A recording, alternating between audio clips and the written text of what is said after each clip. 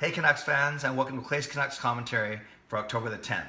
I hope you had a blessed Thanksgiving weekend with family and friends, and that you're able to give thanks for whatever you're thankful for. I know one thing I'm thankful for is the fact that I get to see Alex Burrows and the Ottawa Senators tonight at Rogers Arena as they take on the Vancouver Canucks. The Canucks looking to build on their opening night win against the Edmonton Oilers from this past Saturday night. Alex Burrows, one of the most popular players in franchise history. He was a prominent fixture on the Sedin's right wing for many, many years and an instrumental part of the team's success. He was traded to the Ottawa Senators in the trade deadline at the end of last season, traded for prospect Jonathan Dahlin, and basically signaling the start of the Canucks rebuild here. But I want to talk about one goal, arguably the most famous and most important goal in Canucks history. It was scored in 2011 during the first round of the Stanley Cup playoffs. I was blessed to be at that game, probably the most exciting, most dramatic, most nerve-wracking game I had ever been to in my life.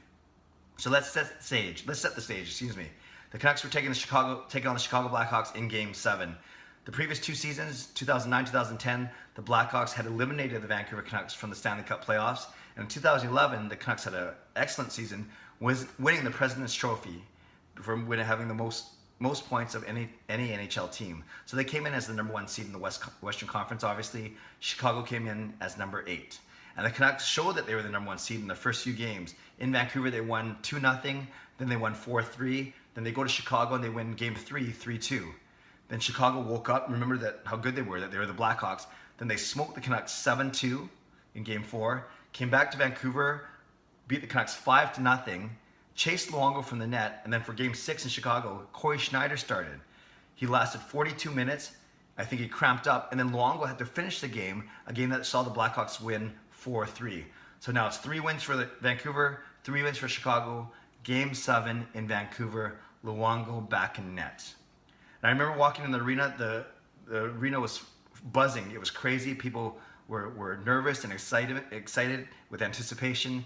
And just 3 minutes into that game, Alex Burrows opened the scoring, finishing off a beautiful passing play from Ryan Kessler and Mason Raymond. Yeah, that was a cool line there. So Burrows scores the opening goal, and we are now up 1-0.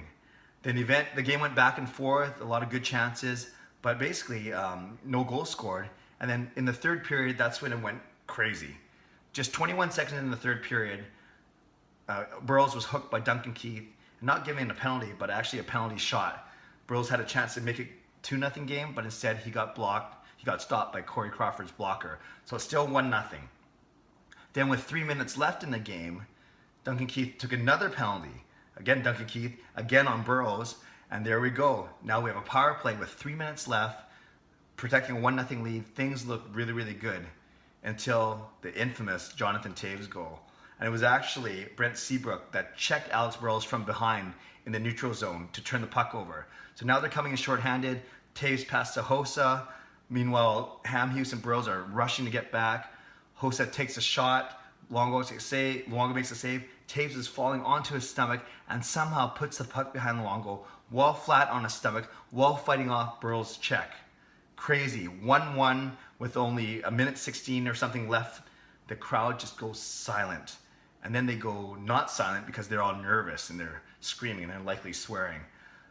The third period ends, and now it was the longest 17 minutes of my life. My buddy Mike and I just sat there. I don't think we even said a word to each other as we just waited for that intermission to end and for overtime to start. So overtime starts, and just 24 seconds in to overtime, I know it was 20-something seconds, Alex Burrows actually takes a holding penalty, again on Duncan Keith. I don't know what it was with Burrows and Keith, but this was the third time they got tangled up. The first 2 times, Keith committed the infraction. This time it was Burrows. Now Burrows is sitting in the penalty box. And that's right on that power play, just 45 seconds in the overtime. Toews makes that wonderful move behind the net on Bieksa, on the side of the net. Saucer pass, Patrick Sharp, one-timer. Luongo slides across left to right and makes a save with his upper body, preserving the game, preserving the season, and preserving the sanity of all Canucks fans. So that happened within the first minute of overtime. Then about 5 minutes in, the goal happened. Basically, there was a bit of a scrambly play in the neutral zone, and then the puck went back into Chicago zone. Inexplicably, Jonathan Toews, the steady Jonathan Toews, he actually tripped over himself on the blue line. Mason Raymond was in the Chicago zone. He had to step out of the zone and skated basically on the blue line back to the bench for a line change, while Chris Campoli tried to clear the puck out of the zone.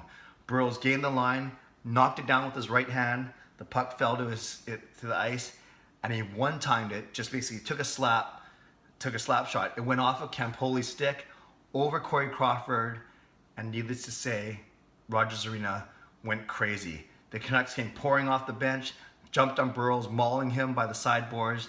Chicago Blackhawks skated dejectedly, ready for the handshake line.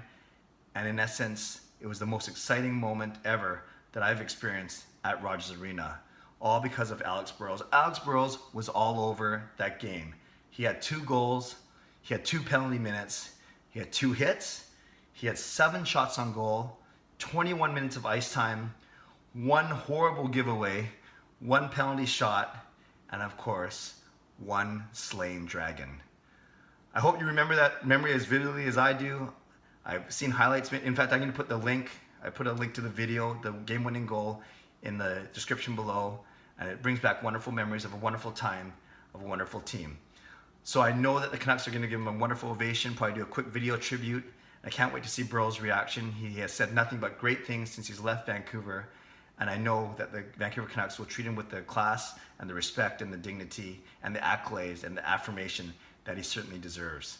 So Vancouver Canucks, Canucks fans, I'd love to hear what you think. Do you remember that goal? What were your memories of that goal in that game? And any other memories of Alex Burrows? I'd love to read about them. Please put them in the comment section below. And if you haven't subscribed to this YouTube channel yet, I invite you to do so now. So I hope you have a great day.